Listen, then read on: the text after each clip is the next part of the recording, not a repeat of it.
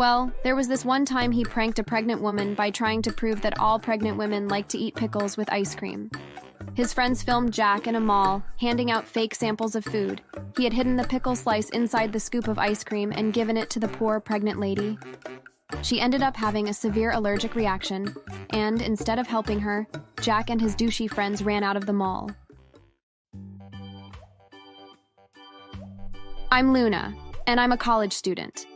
I'm here to talk about my crazy brother and his friends, who made one of the dumbest mistakes of their lives. I'll tell you everything that happened.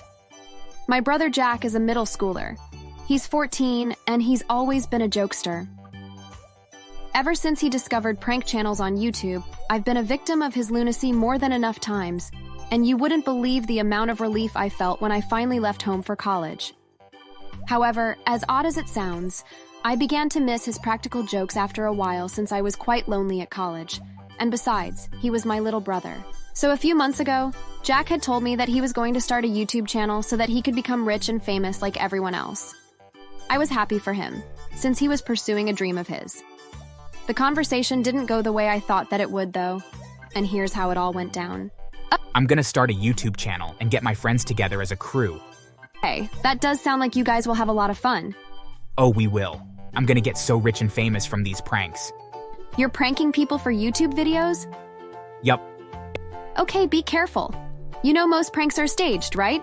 exactly. I'm gonna make mine authentic. Right? What? Hey, don't hurt people now, all right? Whatever. Bye. Oh, bye, I guess. Now, of course, I was quite concerned about what Jack had meant when he said that he was going to make authentic prank content. Was he going to target his friends and family?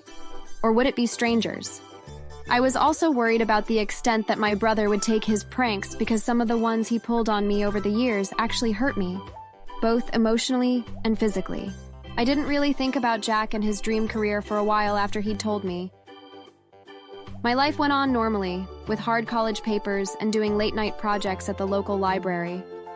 Well, there was this one time he pranked a pregnant woman by trying to prove that all pregnant women like to eat pickles with ice cream. His friends filmed Jack in a mall, handing out fake samples of food. He had hidden the pickle slice inside the scoop of ice cream and given it to the poor pregnant lady. She ended up having a severe allergic reaction, and instead of helping her, Jack and his douchey friends ran out of the mall.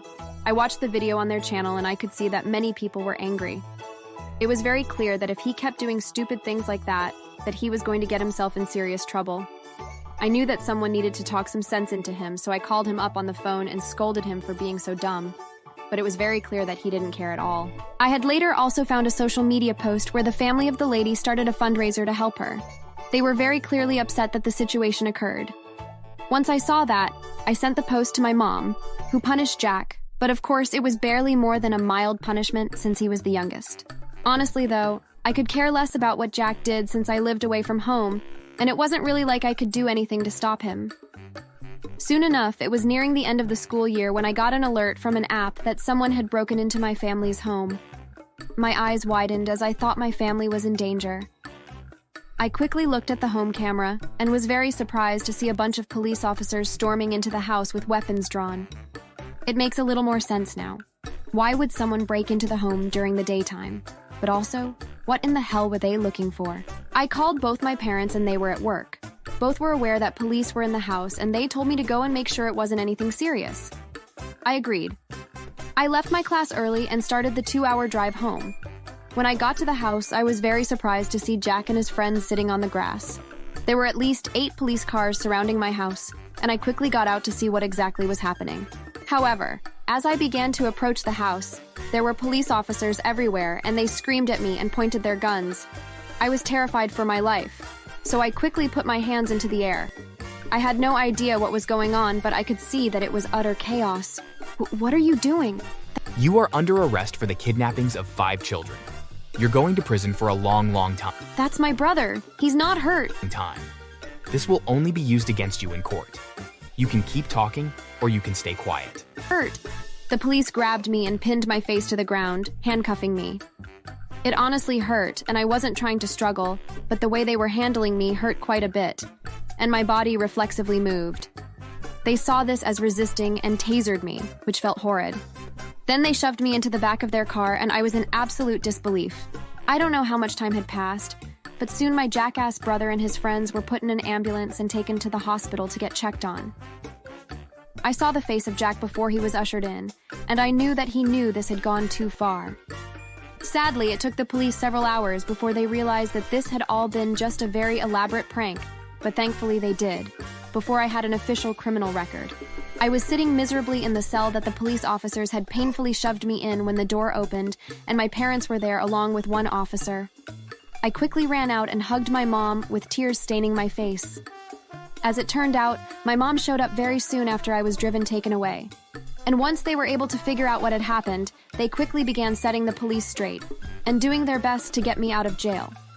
My mom came to the police station while my father kept trying to speak with the police that were investigating the house. My mom held my hand as we walked to the interrogation room, and Jack and his friends were sitting around laughing.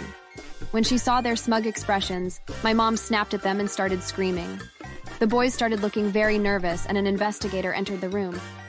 Mom and I left the police to do their thing. We were shown the recording on my brother's camera, and my mom was very shocked when she saw the footage. I had never expected that he would do something this extreme. It was an uncut video since everything had just happened today, and there'd be no time for the boys to edit it. We sat and watched every clip.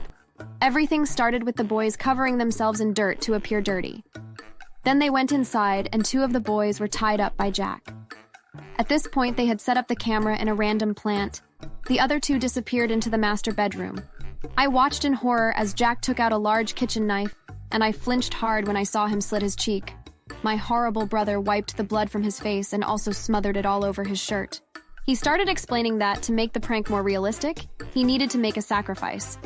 So he also began to smash items around the home, including several fragile collectibles that my mother had inherited from her own grandmother. They were one-of-a-kind pieces that could never be replaced. Jack then started crawling across the floor until he finally reached our home phone. At this point, I'd assumed that the boys were already starting their prank. Jack started gasping and crying into the phone, with the police on the other end of the call. The officer that was showing us the tape fast-forwarded to the point where the police began to break into our home. There were so many of them, and they were ushering the kids out while running in and out of the room with guns. When the whole video ended, my mom's face was drenched with tears. She looked utterly embarrassed about Jack, and I was too. I wanted nothing more than to just punch the kid in the face for his stupidity. My mom and I sat there until my dad arrived. It was almost 1:30 a.m., and we were all feeling very exhausted and drained, and I wanted nothing more than to just go home.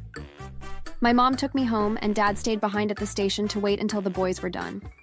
I later found out that each kid was getting fined a heavy sum of money for wasting police resources and time. They were also charged with a misdemeanor. They even had to appear in front of a judge who demanded that they delete their YouTube channel. On top of that, they were ordered to not create a new one, and if they did, then they would be sentenced to spend the rest of their teenage years in juvenile hall. In the meantime, they would need to serve over 1,000 hours of community service each.